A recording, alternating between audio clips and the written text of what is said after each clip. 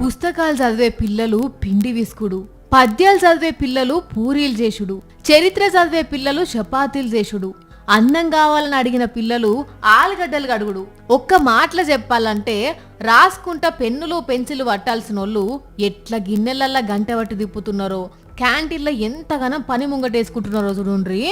తిరుపతి జిల్లా గూడూరు మండలం కోట బీసీ హాస్టల్ల పిల్లలు వీళ్ళంతా. మరి అధికారులు, ప్రిన్సిపాల్, వార్డెను పిల్లల చదువును ఎందుకు లైట్ తీసుకున్నారో, పిల్లలను చిన్న చూపు చూసి ఎందుకు ఇట్లా పని చేయిస్తున్నారో తెలియదు గాని వీళ్ళని చూస్తుంటే మస్తు బాధ అవుతుందిలా.